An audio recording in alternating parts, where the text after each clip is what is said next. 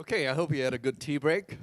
We'll start this morning's panel discussion with our four distinguished panelists, and it will be moderated by Alvina.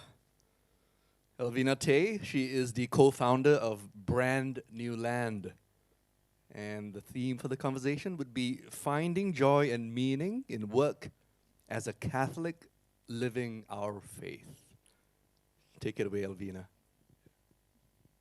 You have your own mic, yeah. Morning, everyone, and thanks for taking time to join us for today's panel. I think the topic is something that's close to many of our hearts. Actually, a very hot topic in not just among Catholics, but among everyone in this world. I think everyone trying to find that joy and meaning in their work. I think today what makes it different is that we're going to attempt to tackle this from a Catholic point of view, how we live our Christian faith in the everyday grind of work and find joy and meaning as Catholics very much engaged in the secular affairs of the world. And today we have a nice mix of panelists taking part in this discussion from various industries. We've got Wei, who was a banker and is now with the Singapore's Archdiocesan Catholic, Land and Properties Arm. And we have Jocelyn from Standard Chartered Bank, Girish from PwC, and Janice from GovTech. And so I think we're going to have a very interesting and hearty discussion. Let's jump right into it. Before we start the discussion, I'd like to invite each of our panelists to introduce themselves. Maybe each of us can share a little bit about your family life, your current career, and a bit about why you decided to take part in this panel today. Thank you, Alvina. Good morning, everyone. Peace be with you all. So yeah, my name is Wei. Maybe a bit of background on myself as we get to know one another a little bit more during this session. I am a convert. I found faith 10 years ago this year, so it's our 10th anniversary. It's my 10th anniversary being in the Catholic family. I did my RCIA in OLPS. So I'm actually in my mid-50s now. As what Alvina was saying, I was an ex-banker. I'm married with, my wife is here, Danielle, for 30 years this year as well. So, and I've got 3 kids. They're all grown up, but they're not here with us today. Why am I here today? Why does this appeal to me? I'm here to share my faith journey, my personal encounter with the Lord, and how it has actually helped me to discern and how He has actually led me to my role today. So as you know, I actually look after, I'm actually from ALPS. If you're familiar with ALPS, it's the Archdiocesan Land and Properties of Singapore. I'm the Executive Director there. And it is just an amazing journey for me because if you know me, I'm a banker.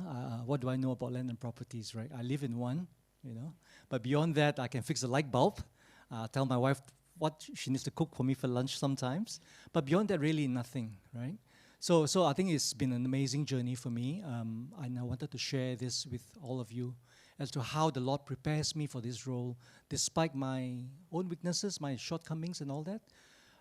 And the reason why this is important is because I think a lot of us here may have the yearning to find more purpose in life. At our church, we have a lot of talented people. This is a sea of talents that we have here. But the question then is that how do we navigate? How do we discern? How do we know where the Lord is calling us to serve? And I think this is really an opportunity for people that perhaps are asking those questions themselves. Where do you want to find joy at work, to really reach out to you through to this session. So that's the reason why I'm here, actually. Thank you.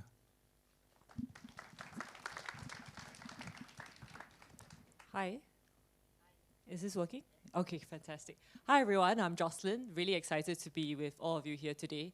A little bit about myself. I started my career as a management associate at Citigroup. I started in credit risk management, was the first to launch a microcredit card in the market. Subsequently, I moved into transaction banking sales. that was also a very fun chapter of my career where I was selling solutions as well to large corporates, commercial bank clients as well. About 10 years back, I received a call and an invitation to join the financial markets team. That was just the time when the industry was evolving. You know, a lot of times we call our bankers to book an FX rate. That was a period where we were actually moving to electronic dealing. So I was very excited to join a place where it's a cross intersection between digital as well as banking. So I took up that role. I joined Standard Chartered a few years later to take up a role as the Asia head for transaction banking FX, after which I actually took on the global responsibility. A year ago, I also took on another sales role. So at this point, I'm currently heading the financial markets e-distribution team for Standard Chartered. My team sits in 8 different financial hubs across the world, and we cover clients across 100 markets. So that's a little bit about my career. About my family life, I am very, very blessed with 2 beautiful children, one of which is 10, Jessica, as well as Jacob, who is 6. My husband and I also serve in a marriage preparation course, another course that I really strongly believe in. And we attend Queen of Peace Church. Thank you.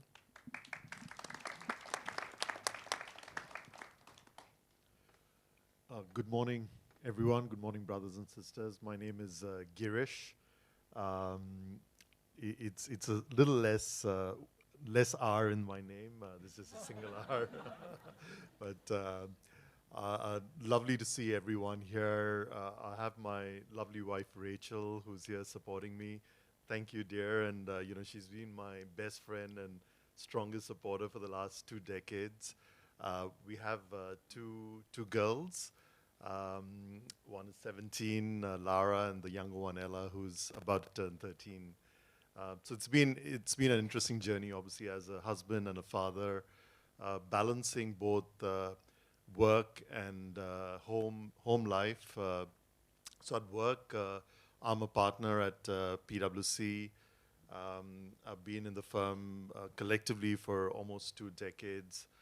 And my journey actually was into financial services was completely accidental. I'd never thought I would get into this line of work. Did my engineering in computer science, and at that time the industry was sort of going through a lot of turmoil. My older sister, who is also an engineer, advised that it's the wrong time to focus on engineering. So thought, all right, let me give a hand at finance, and did my MBA.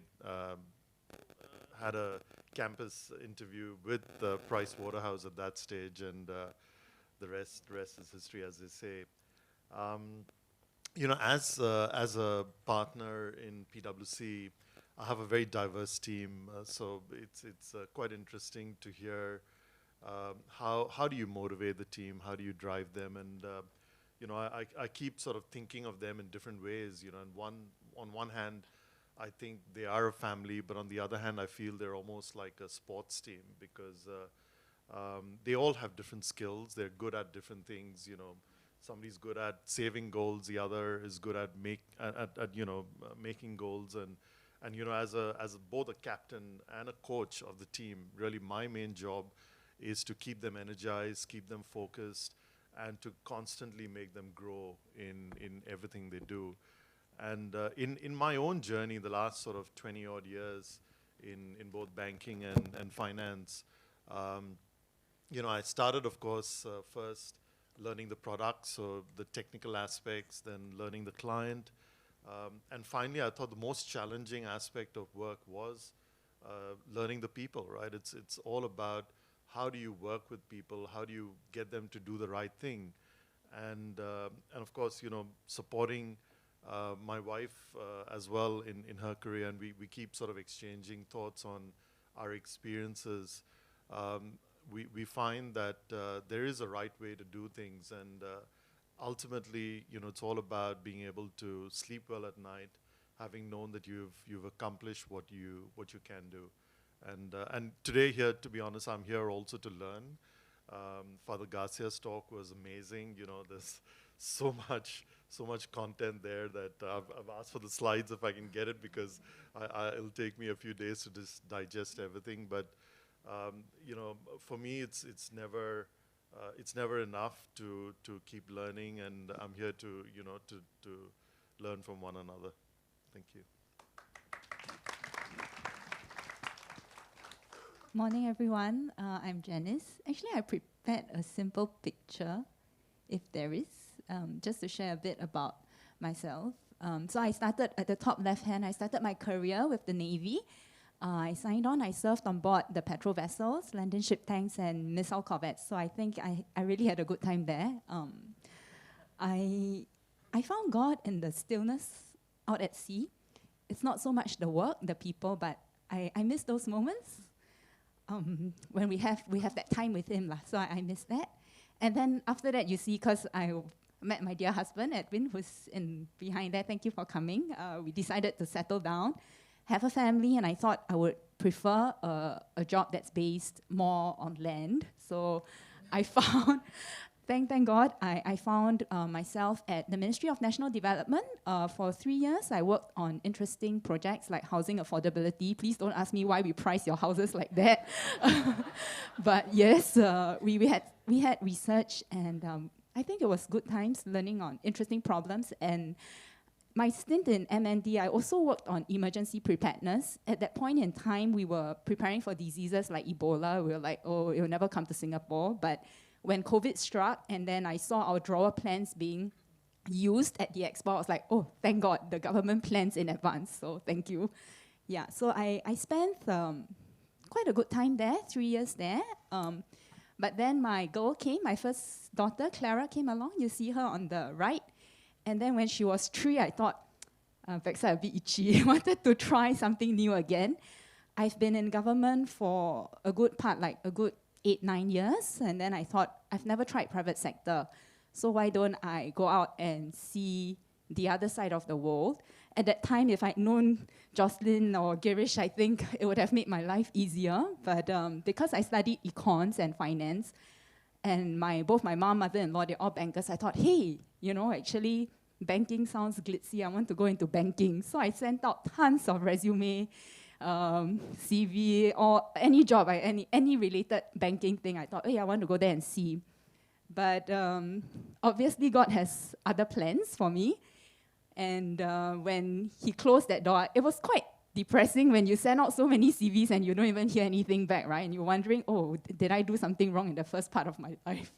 But yeah, when he closed the door, actually, he opens many others because out of the blue, a headhunter just reached out and said, would you like to work for a local tech company to assist the chairman and the CEO? And I thought, okay, I don't really have tech background, but if you are willing to give me a shot, I'm willing to try. And so that's how I ended up in Crimson Logic, helping Ken and Eugene, the chairman and the CEO. And again, I had a wonderful time there because Crimson Logic does tech solutions, not just for Singapore, but for like developing country. So we had the chance to go to very exotic places like Rwanda, Oman, and just to see how our solutions can help the countries there improve their lives. So I thought that was very meaningful as well. But then COVID struck, and this time, before I even started thinking about sending CV just to try my luck or wondering if I'll still have a job, LinkedIn came. Some random director that I have no clue, no connection, just asked me out of the blue on LinkedIn. He's from cyber. So a bit like what Girish and Wei shared earlier, actually sometimes we don't think we are very qualified for that job and we don't know why we got it. He asked me, would you like to come to GovTech and do cybersecurity strategy? I was like, I have no clue about cybersecurity. I've never done cyber in my life. I told him that, are you sure you still want me?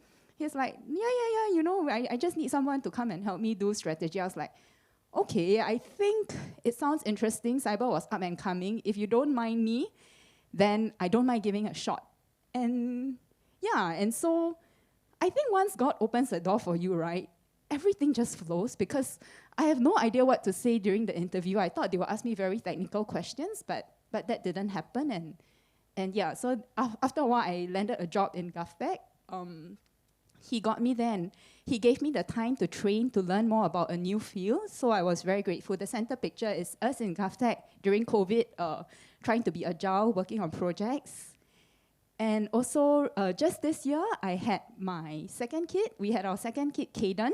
That's the last picture. We waited 8 long years, so thank God. It's been a very, very long journey, but we're so thankful that we have him. And so as I put this picture together for this talk, I gave me a chance, it really gave me a chance to see how blessed we've been from a family of 2, just me and my husband. We moved from 2, 3, 4, so I'm so thankful for that. But beyond that, as I reflected on our career, I think how I've changed is, when I started in the Navy, I was like very young, very like, you're still very gung-ho. Like, I kept asking God, it's me to God, it's asking him, hey, what should I do to get my next promotion? It's a lot of me, a lot of what I want, a lot of me to him asking. And then after that, I realized in Crimson, sometimes you don't ask so much, you ask a lot, you don't get what you want, but it's okay because he has something else in mind for you, like, so it's not too bad. And then after that, I learned to, when he closed an opportunity, I realized that maybe actually the more important thing is to find time to sit down and really discern what he wants from you, because when he wants it from you, you just have to do it. And even though you think you're not very qualified, like today, when Trillian first asked, I was like, wow, there are so many distinguished people around who can share so much more. But if he asks, I think he will qualify you, give you everything that you need for what you need to do. So that's my sharing, and I'm really glad to be here with all of you today. Thank you. Thank you, everyone. And just a little bit about myself.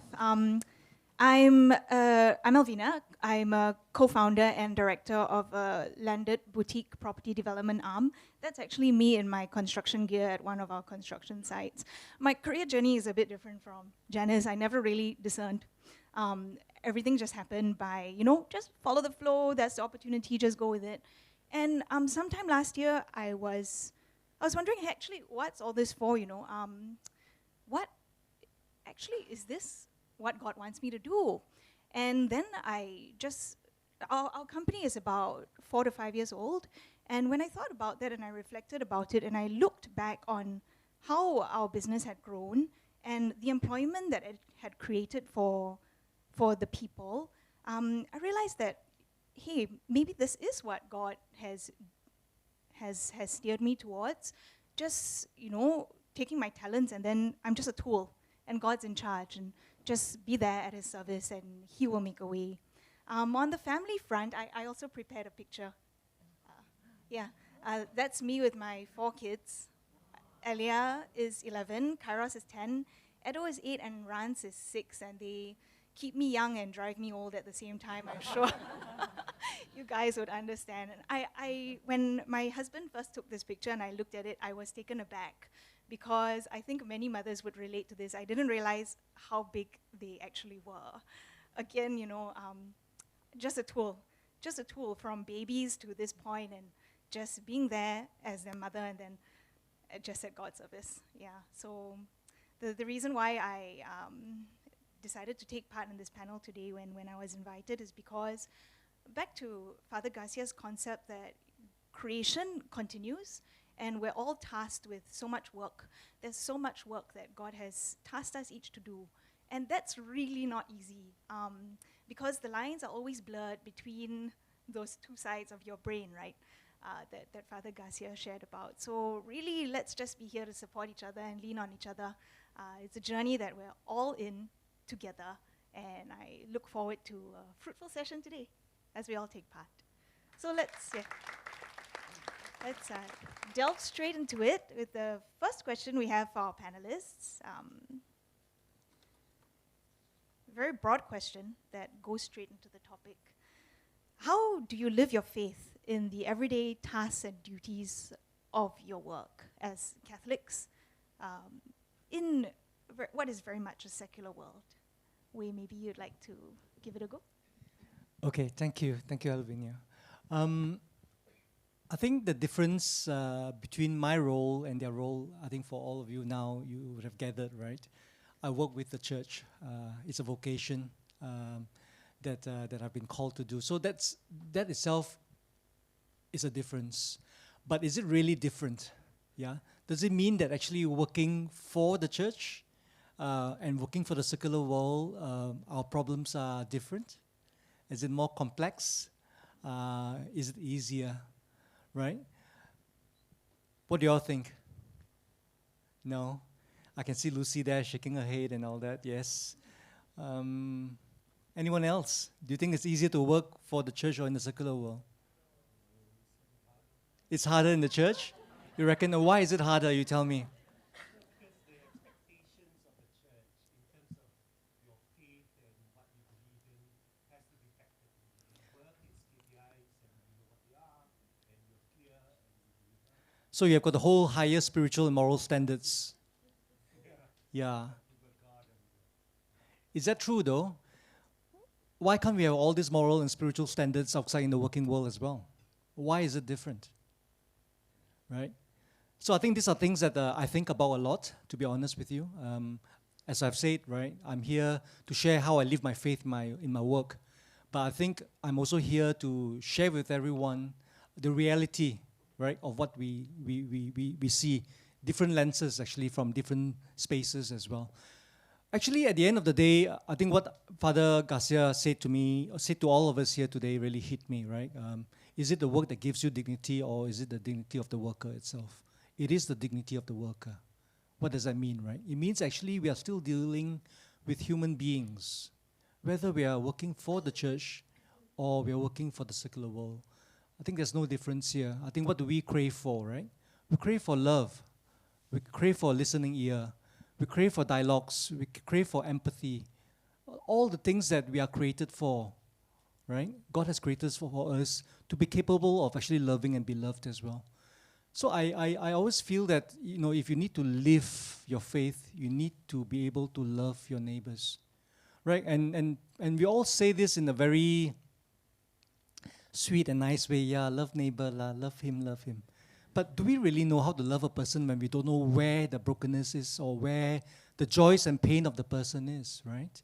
So if you really want to live your faith in the working place, in the role that you do, you need to know how to love the person.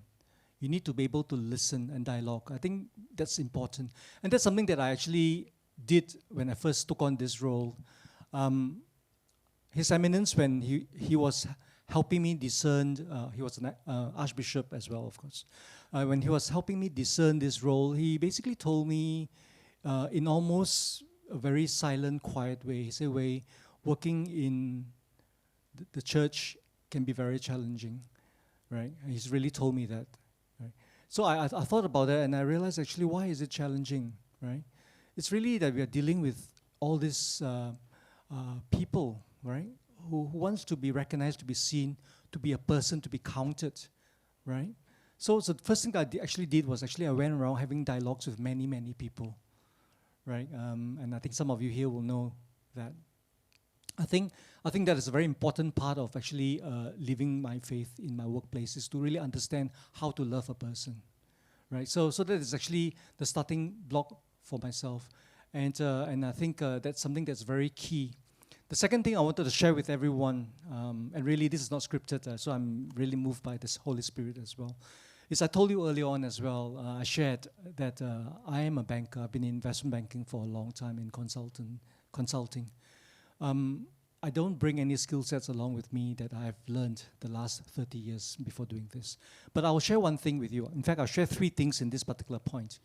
One is that when you come and work in the church, and it's the same for when you're outside as well, and I don't separate the differences here. It's not, for us Catholics, it's not about our ability. It's about our availability, right?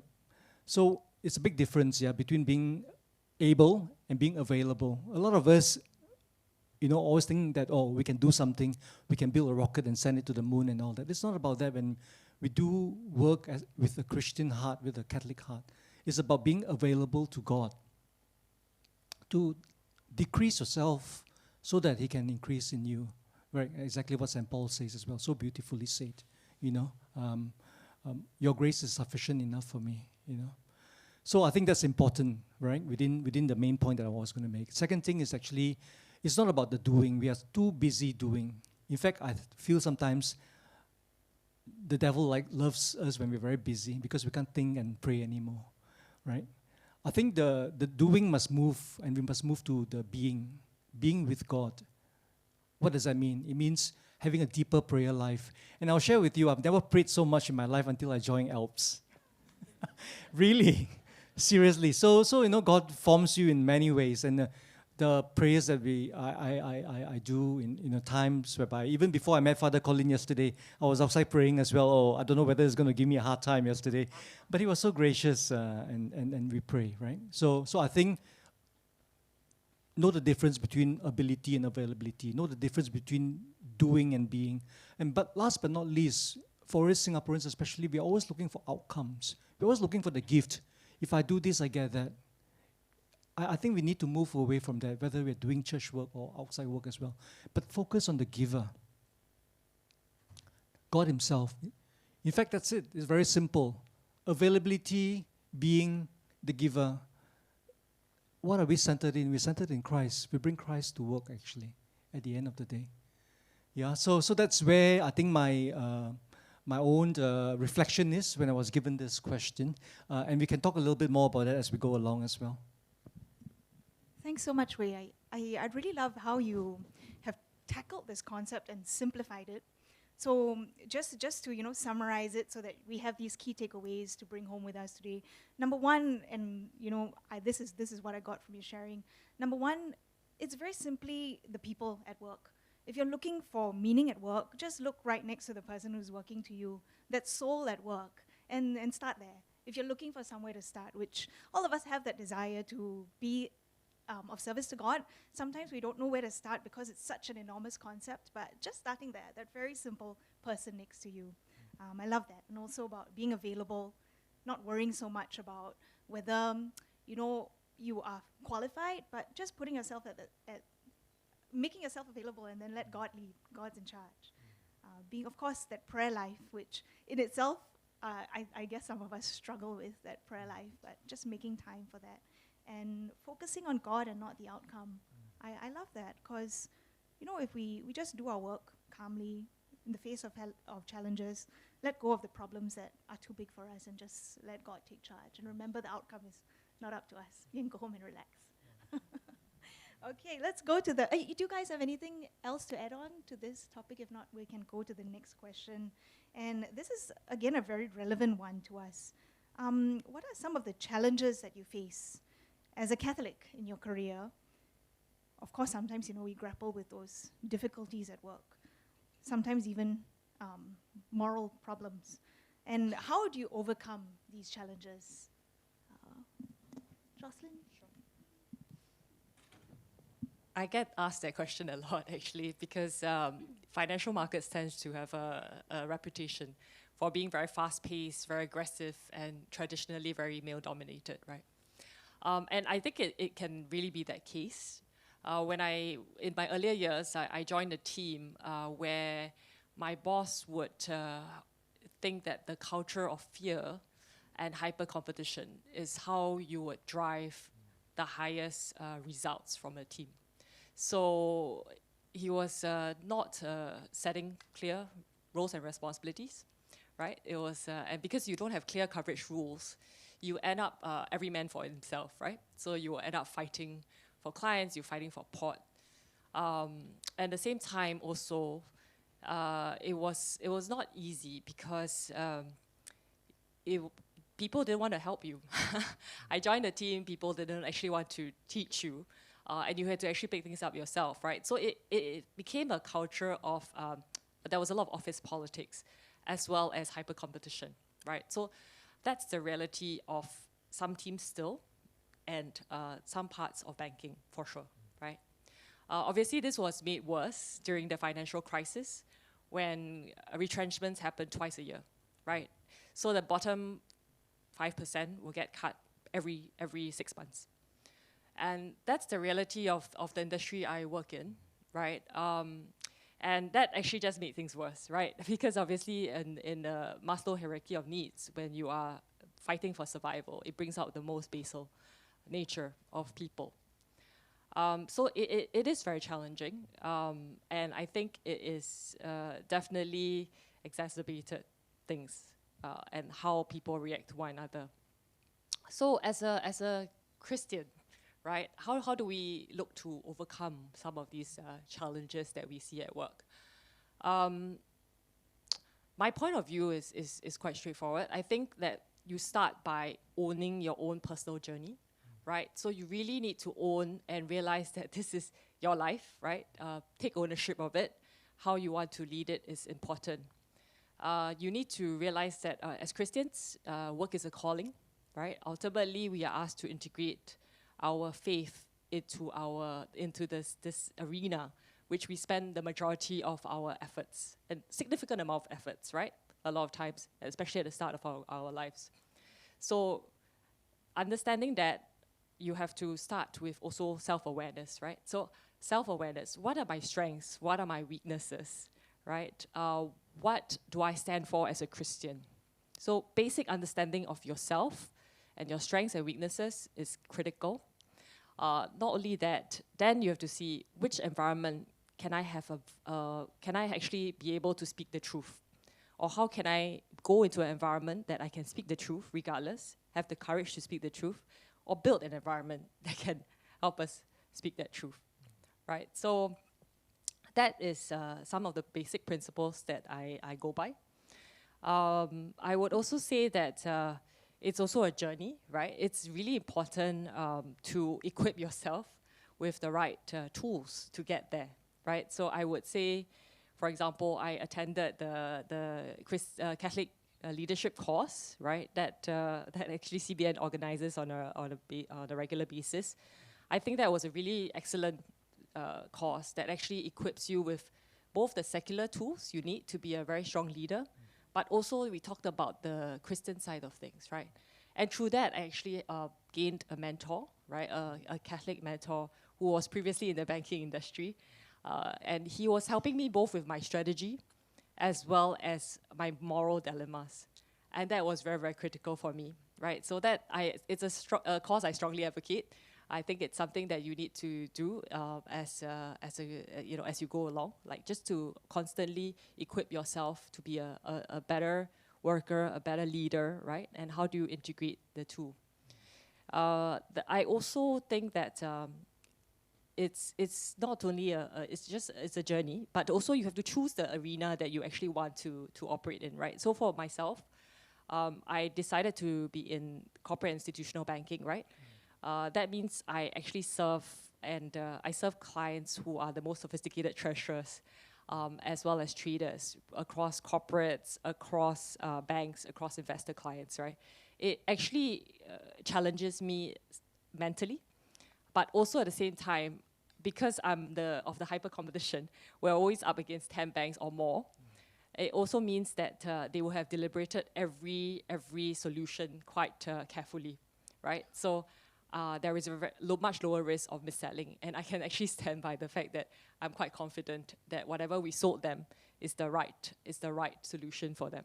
So that was an area that I felt comfortable in, right? The other piece I would say is also the fact that now as a leader, right? Now I'm a people leader. I am now able to also shape the culture that I want to set, right? So now I lead 2 global sales teams. From previously a culture of hyper competition as well as fear, I'm now able to build a very high performing sales team where competition is healthy, right? We will work very hard together, but at the same time, we're gonna be able to go down for drinks together at the end of the day, right? People must enjoy working for another. I think that's really, really important, right? That we enjoy each other's company, as well as we, gently challenge one another to actually do more and do better for our clients, right? So that is the kind of culture that I now have the ability to shape, right? So I think those are the few things I see as challenges from work and how I look to overcome it. I will also kind of want to end with 2 parables, If I can just put up the 2 slides I have.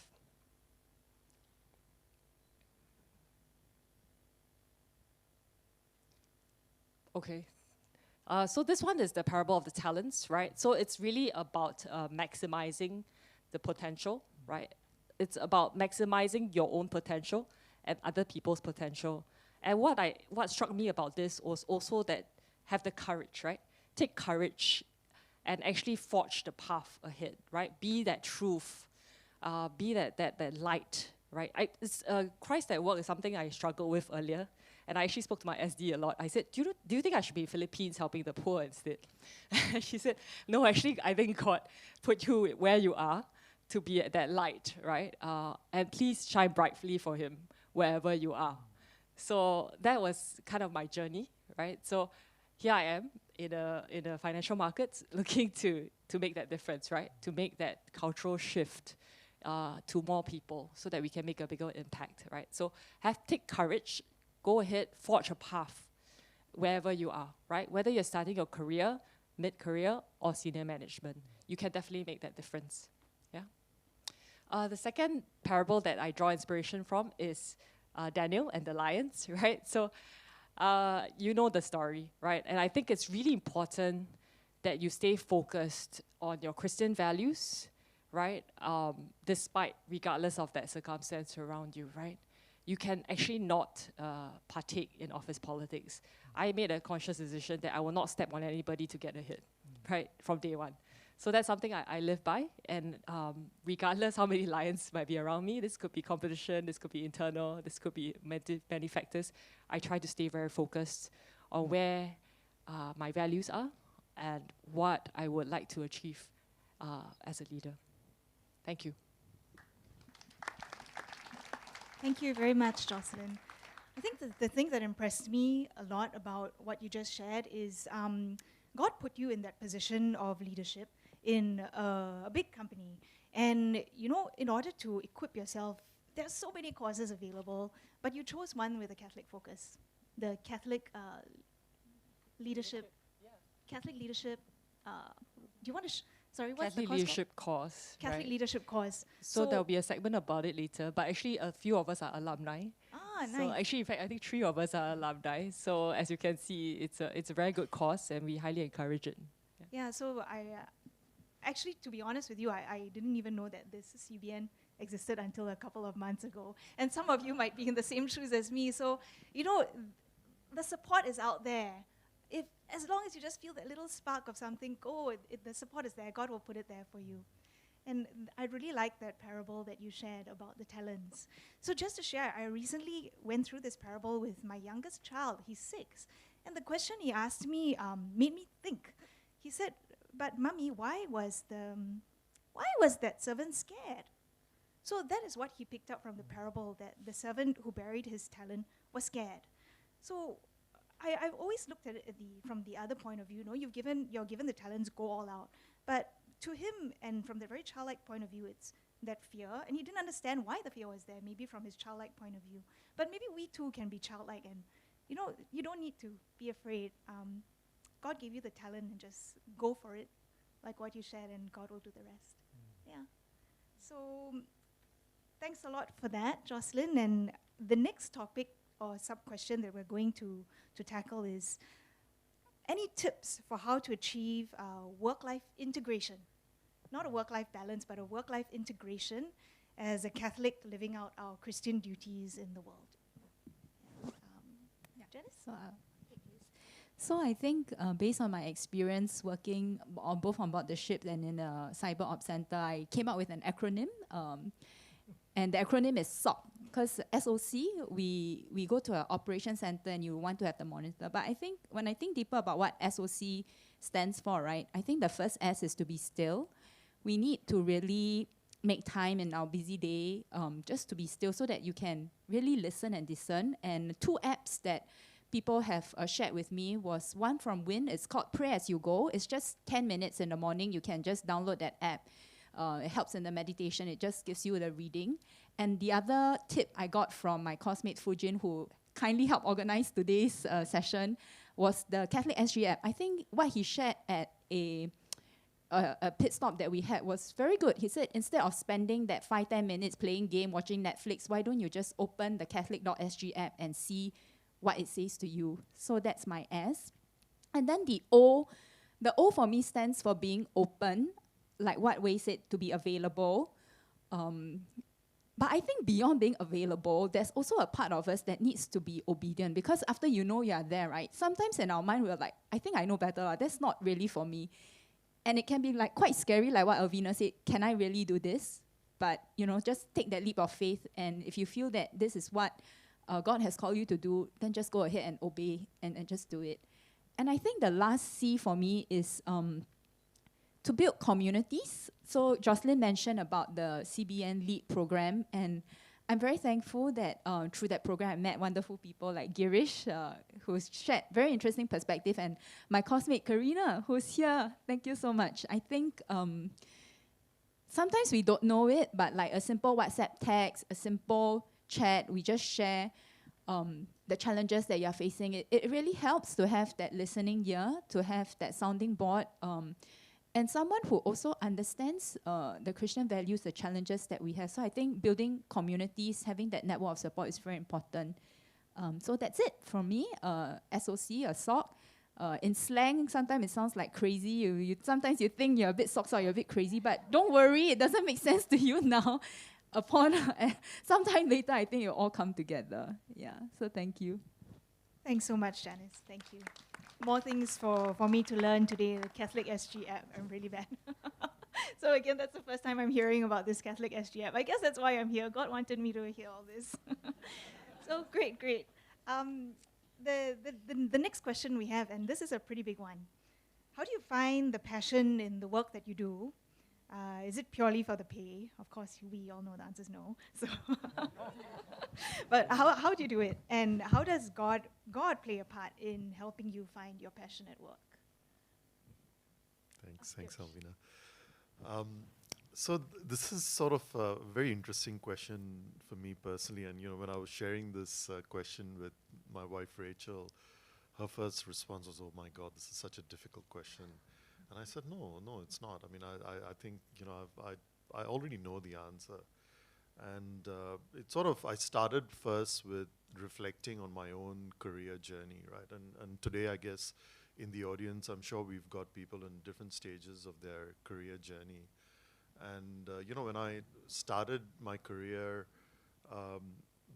what drove me, what made me more passionate was just that thirst for knowledge, right? I wanted to learn, and every day I went into the office, I said, no, I need to learn more, right? So every project, every assignment I did was about getting to know more. And that's what sort of got me into the office every Monday morning and, got me going. And, so that obviously took the first several years of my learning journey, my career journey. And the next sort of stage in my career was about knowing who I'm working for. So, it was about the client on the other side, understanding them. So it was always about a solution, right? I mean, in all our jobs, I mean, the office jobs that we do, we're all providing some sort of a solution, a service to someone. And it was about how do you deliver that solution, right, in the best possible way. And so it was about, learning about your client, learning about the person, understanding them, and it sort of went beyond the work then, right? It was going outside of work. It was about their personal journey. It was about their spiritual journey. And, ultimately, they are evaluating us as well, right? So they are always looking at us as to whether we are doing the right thing, saying the right thing, and advocating the right morals and values, both to them, their teams, and to our teams as well. So we are always being evaluated, I guess, in every shape or form. So that was sort of the second part of my career journey. And then the third part of my career journey as a leader, it was frightening, right? Because I thought to myself, oh my God, I'm not ready for this. I'm barely know how to do these things myself. How am I going to guide a whole bunch of other people who are looking up to me and, reliant on me on a daily basis? And so the first thing, and I was fortunate in joining PwC, in the PwC family. the first thing I was taught was that you're not alone, right? All the partners, we are part of that broader family. So we're taught to share, and it's not just about the successes, it's about the challenges, and you have your ups and downs, right? So the more you share, the more you talk about these, the more at peace you feel, and that's really what you want to achieve at the end of the day is achieving that peace, because the only way you can be your best is if you start each day feeling that calm and that peace that well, both a good night's rest as well as of course being with yourself gives you. What I also realize is as a leader is that when you're dealing with people, they bring their whole self to work, right? You're not just dealing with that part of work that you've given to them, right? It's the whole self. When they leave home for the office or when they're working from home, it's always about everything, right? So they're still thinking about maybe the child having done homework or an exam coming up, PSLE next year, school admissions, maybe financial challenges for some people. So you can't ignore that, right? You have to look at that individual, and you need to be able to acknowledge that they are the whole individual at the workplace as well. And today, what drives that passion in me is to be able to understand the individual, right? It's the ability to read what they're going through, and just being able to help them and guide them, right? So simple cues like seeing someone being a little troubled, you can call them in, make them sit down with you and have a coffee or have a chat, and ask them, right? It's about asking that question. What's happening? What are you going through? And you'd be surprised. I mean, people do open up and they talk about what they're going through. And in fact, the best thing I can do at times is just sharing my own journey, right? All of us have faced the same challenges, and I think that brings everybody closer together. And to an extent, today it's my philosophy at work is both about leading a family, because it's about looking after them, but as I mentioned earlier, it's also a sports team, because as in a way a captain and a coach, I'm not the only one scoring the goals, right? I mean, I want to make sure everyone in the team has that ability to score goals, right? And the team is diverse, right? We come from different parts of the world, different skills, and enabling them to succeed is what is giving me a lot of satisfaction, giving me a lot of joy, and that's sort of what keeps me coming back every Monday morning. Yeah. Thank you. Thanks, Girish. Thank you. I love how for you, work is more than just the work, but it's the people at work as well. Yeah, that's really, really something that I think all of us can apply in our own lives. Wrapping up, I think that's it for the questions, but we'd like to open for Q&A. So there's a code that you can actually scan, and you can drop your questions in there. Okay. It's pretty well populated already. So let me just, the screen is really small.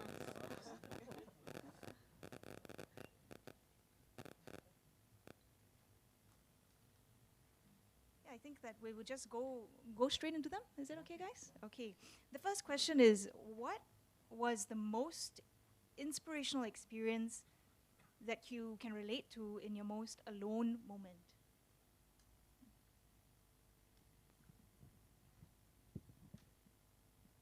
An inspirational experience in a moment when you really felt alone. Is there a point in your life that you felt that and that you'd like to share? I can start off. Actually, I think prayer is super important, right, in this entire journey. So, in fact, personally, I take a lot of time, and I deliberately make time to step away, to actually go to church for quiet time, right, to think through the problems at work, actually, and also to ask for guidance, right? So that's something that I regularly do. There is no one aha moment for me. It's a series of times where I actually go and ask for some grace. Maybe to add to that, I think firstly I feel it is very important to have some quiet time, right, to reflect on what challenges you're facing. And personally for me, I guess prayer is one, but exercise, I guess, is the other one, right? Because you always exercise alone, right? You're normally alone when you're doing it. You have no other distractions, and that's a time when you can reflect. And for me, it's also a time when a lot of the inspiration for work comes in. Yeah, if I can just share a little bit as well. I'm actually going away on a silent retreat the last week of December this year. And it's actually the silence that I'm craving for because, you know, I'm quite an extroverted person and I just like people around me. But I'll share with you one inspiring moment for me. It was during the prayer experience retreat that I did about 5 years ago. It's semi-silent as well for the particular retreat. And I was very deep in my prayers and I was alone at the time. And that was the most profound moment and it was my most profound encounter with the Lord. And actually that started my journey to search for my role and my vocation in the church. It was almost midnight and I was I just finished dinner, and before that I actually attended Mass celebrated by Archbishop. In fact, not Archbishop, my bad, Father Urban actually. And I took a chapter and verse, and it says, John 16:24, right? And it says, ask anything and you shall receive, and joy will be complete. I didn't really know what that meant, and I didn't think too hard about it. But it came to a point whereby I was alone, and I was going through the Bible, and I started to go into a moment of prayer, and I said, Lord, you know, what do you want me to do? You know, what is your will for me? You know, I want to evangelize. I want to teach. Right? Is this what you want of me? And a beautiful voice spoke to me, and he says, Way of Francis, that's my baptism name. He says, go to Ephesians 4:13. And actually, at that point, I actually almost fell on my chair. I called my wife, Danielle, and I said that the Lord spoke to me. And it was kind of like a bit strange, you know, and I've never read Ephesians 4:11-13 as well. And if you flip to Ephesians 4:11-13, it says precisely that. You know, exactly that. It says that to some you'll be given the gifts of pastor, to some the gifts of teaching, and to some the gifts of evangelization. That was a really inspiring moment for me, but that's a personal takeaway for me. But the point is actually, it's really through being silent, being still, that we will find God. And we need to have that space and time, make time for that. So I'm making time this year as well to just go away and be silent again, to just discern what He wants me to do next. Yeah. Thank you guys. The next question is, what has been your most conflicting challenge that you face at work, where you have had to take into account a business decision and your spirituality? Jocelyn's laughing. She got something to share. Sure. Actually, at work, I think we have multiple stakeholders, right? We have our shareholders who want a profit. We have our clients who want a solution, and we have the people around us, internal and external stakeholders. So, and also, of course, our regulators, right? So, there are a lot of conflicting, sometimes conflicting priorities. So, I think that is something that we often have to, on a daily basis, balance out. And of course, like I said, against and sometimes considering our Christian values. One of the incidences, I think, is, well, retrenchments, right? It's kind of part and parcel, unfortunately, of the secular world and of, you know, profit organizations. It's not an easy one, right? It's not an easy one. I think it's something that I spoke about the parable of the talents, right? So all of us are built differently. All of us have different talents. Some of us are better at art and others are better at numbers, right? So really understanding the awareness of it is important. So if I look across, and this is my own personal experience, if I look across my team and I see, you know, you're actually a duck who can swim very well, but here you are trying to climb a tree, then, you know, I'll be like, okay, you know, I think maybe you should go and be a duck, right? So I think it's about, like Girish said, right, it's about the people, right? About really understanding what are their strengths and weaknesses, and helping them guide them through that path, right? So where I've had to make difficult decisions about who might not be so suited in a particular team, that is how I think about things. And we have, we also actively, myself, we actually spend a lot of time, but we also actively look for more suited roles for them, right? Ideally within the organization, and if not, then outside as well, right? So back to the point, we are all built differently. Understanding your talents, and as a manager, understanding your team's talent and guiding them to that path, I think it's important. That's how I manage the whole retrenchment exercises, and being very, very transparent. Nobody should get a shock about it, right? So discussions are very early on. So that's the policy I have for my whole team. That's how we manage with such situations. So I can share about sort of a challenging problem I had recently. So I had a client where the chairman of the company, who I'd known for many, many years, he called me up and he wanted to appoint me and appoint my team for a piece of work. And so he finalized that appointment, but then while he was doing that, or a few days later, he said that when he approached one of the independent directors on the board, the independent director sort of had a very different view about who they should appoint and provided some negative comments.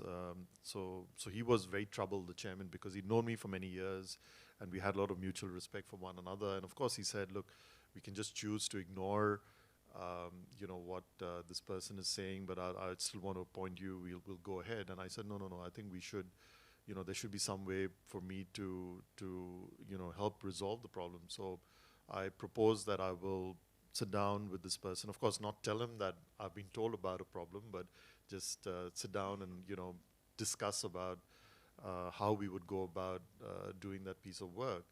And the reason I thought that was important was because, again, in this case, I wanted my client to be at peace when he's appointing us. I didn't want this to be, a nagging problem. I wanted him to go into this with, very clear mind and with a very clear conscience. And same for me. I want to make sure that when we start this, that we all start this with, in a very friendly way where everyone is happy with one another and we believe and trust in one another. Because work is challenging on its own, and if there are other frictions at work, to start with, that can tend to escalate, and that itself could lead to failure of any project or any endeavor. So I did that. I sat down, and in fact, at the end of the day, the independent director was very thankful that I took the time and explained to him how we would do things, and he felt that, okay, this is actually the right way to do it, and that we're the right party to come in and advise them, and has now also become a supporter for us. So. Thanks, guys, for sharing. I guess this one is for the ladies on the panel. How do you juggle motherhood, work, and being a wife and a daughter? $1 million question. Janice, you want to? Yeah, so I was a bit late this morning because I'm still breastfeeding my kid and before coming here. I think like they said, you make time for God, but in all honesty, right, when you have like lack of sleep and stuff, I don't think that's very sound as well. I think sometimes you just do it, like, and then when you look back, like when Alvina shared the picture, you'll be like a bit shocked, like how did you even do it? How did you even get through that time? Yeah, so even though we think that we are a sandwich generation, right? You have elderly parents to take care of, young children who needs you. And sometimes we always portray ourselves as like the middle sandwich generation. I think maybe if you reframe it, it's the juiciest part of the burger, it's the best time of our, of your life. You shouldn't, let's not be so miserable to say we're always sandwiched, but like you can make the difference. You can support someone up there and be that role model for the kids. So I think I'll start with that perspective. Maybe I can also share a little bit. Mine is very practical. Basically two things, how I juggle things. One, I have a big picture. I have a big vision. or an objective, right? And that is to be of service to God with the unique situation and talents that He's given me, regardless of whether it's as a wife, daughter, in my career, or as a mother. And that has helped me a lot because it frames everything in a bigger picture. So every little thing you find yourself doing can actually be thought of, or you look at it from a different perspective, and then it becomes meaningful. And the second thing that I can't live my life without is really a schedule. So I schedule everything in. Like I schedule time with my father, I schedule in time to call my mother, I schedule everything in, and then that just keeps me sane. So really just the very practical things of having a goal and a schedule. And then God at the center of it all, and everything gets wrapped nicely. Yeah, Jocelyn? I think you guys covered it very well. You girl ladies covered it very well. I am quite similar. I think in terms of, and it's definitely a valid question. It's not easy. There is only 24/7 hours, right? And sometimes what end up happening is you have less sleep as a whole, right? But at the same time, I think it's about also thinking what is important to you, right, fundamentally at this period, and also the longer term. So I'm quite a long-term perspective person. That kind of helps me, right, in terms of how planning out my career, right. So I have wonderful family support. My husband and I, we take turns to be a little bit more available at home, and we actually discuss at which times of our career we would will spend a little bit more time with the family. So that's how we manage it, because obviously priorities is God, family, and then work, right? So we, as a family unit, we actually make decisions collectively on towards that. So that is how I really balance out everything, right? And of course, on a more practical level, I get to work, I go home for dinner with my kids, and I tuck them in after, and then after that I get back on calls with my global team. So that's how I effectively operate. But that's a choice, right? I mean, and I've been asked that at different campus recruitment drives. But if you want to prefer to be an individual contributor, you can get home early. Choose a job that allows you to do that. But if you obviously want to take on regional global responsibility, then also get in with your eyes open. And decide based on the fact that how does it impact your wider family, right, and your priorities as an individual. Thank you.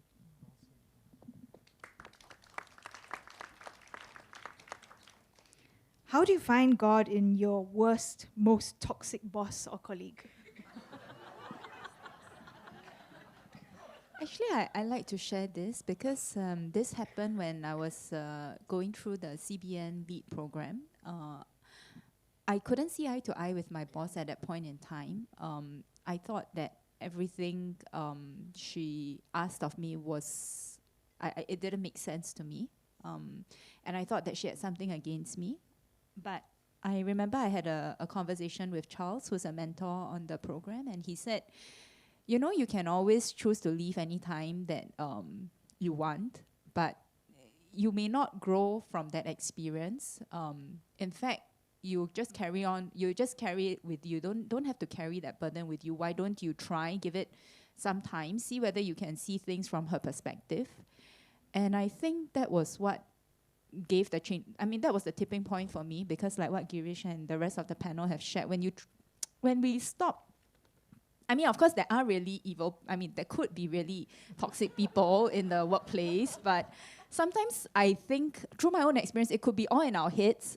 Like when you already feel like that person has something against you, then every other action that the person is doing, you kind of see in a negative light. But once you do that reframing, actually maybe she's not against you, it's just the way she functions. She's more a scientist. She needs numbers, she needs data. She doesn't like it when you give very broad framing.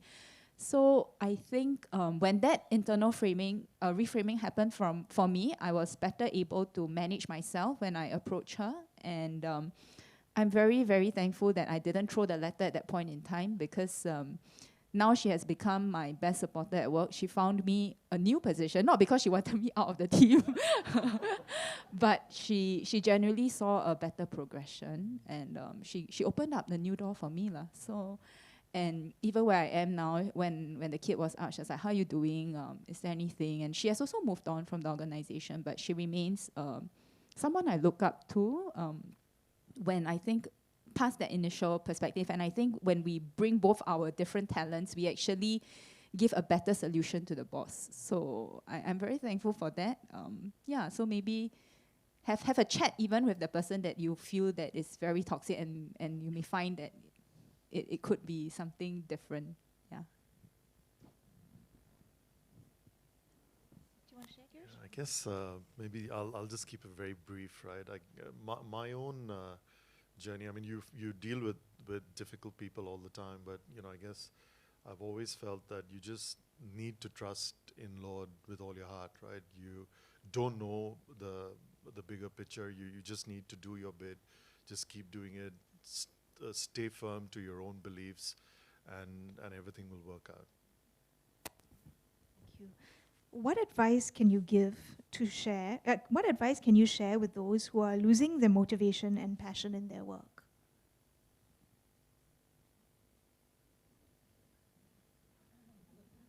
Maybe I can start on this one. I can't remember what I was reading. It was some form of Ignatian reflection. And I might be misinterpreting this, but what I got from it was that there are no glamorous jobs, but all work is glamorous. So the idea behind this is that, when you really think about the things people do every day, even in what might sound like the most glamorous high-flying career, most of it is very burdensome and boring. I think we can all speak for that in our own work. But when you think of it in a larger context, that whatever you do can somehow be looked upon as something that's advancing the creation, or in our own way, our work as people of God, then everything you do becomes glamorous. Even the most mundane thing, like the thing I hate doing is accounts. And as a business owner, sometimes I have to sit down there and you really chuck through it. And so I decided to change my perspective recently, and I looked on it with gratitude that, hey, I actually have a chance to sit down and do these accounts. And people are going to get money. So, and that can be used in everybody's lives to do the things they need to do. And in that way, that very tedious task, I could approach it with new meaning. And I finished it very fast.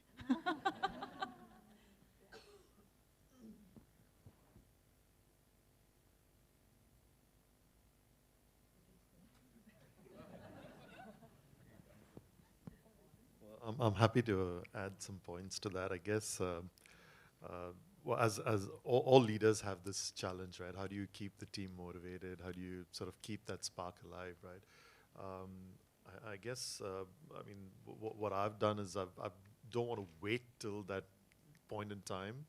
So we, I'm make it a point, to have regular catch-ups with the team, get teams together. We, in fact, quarterly have a get together where we would spend half a day doing completely different things. So maybe a sport activity or something that's fun and bonding exercise at the same time. And then we end up the evening with dinner, and we're all of us together. At times we've invited our better halves to come and join us as well. So, just keeping them, together, and I found that sort of helps. Of course, at times people do come into my office and say they're burnt out and they need to take a break, and in which case I've said, you need to book your holidays well in advance and just take a break, right? Take a 2-week holiday, go somewhere, recharge, refresh, and then come back. If I can just add on as well, I think working for the Archdiocese, there is a very huge emphasis on spiritual and relational vitality.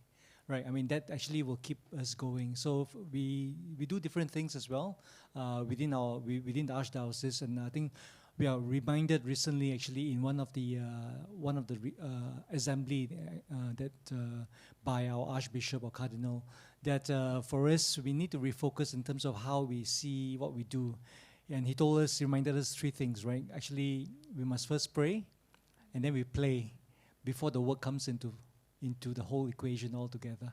So I think, yeah, for us at the Archdiocese, even in my own organization, I think prayer time is really a big part of it, that we bring people together to help them to come to know their purpose as to why they are even here.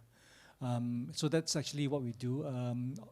Like the corporate world as well, we do have our bowling sessions and our whatever sessions as well. So yeah, we do those fun things as well that the corporate guys will do outside as well. So that's the way we look at it. But ultimately, if somebody really cannot be motivated, I think that's more of a deeper rooted issue that they may have. And I think the easiest solution is basically just to discern and move on in your life as well. Because I don't think it's good for yourself as well to be just downtrodden in the same job, coming to work every day and not finding a purpose in life. I think that's the saddest thing that can happen to anyone, right? Okay. Yeah, I would definitely agree with Wei. I think it's really about understanding what is the source of frustration. Is it because of the people around you? Is it because of the nature of your work? Or is it because you're not making progress in something that you've been working hard on, right? So based on those three, then you can then decide what is the right solution. And I think all of us here can actually be part of that solution, because people is actually the biggest piece of a lot of what we do, right? So just being a bit more appreciative of the people around you, thanking people, appreciating their work and the hard work and the complexity that they do makes a huge difference, right? Thank you. Thank you guys, and thank you everyone so much. We've come to the end of our session. I think that's all we have for now, so I'm going to pass the mic back to Ben. Thank you so much. So thank you, Alvina, and thank you, distinguished panel of speakers. We have another session in the afternoon following Alex Yam's presentation.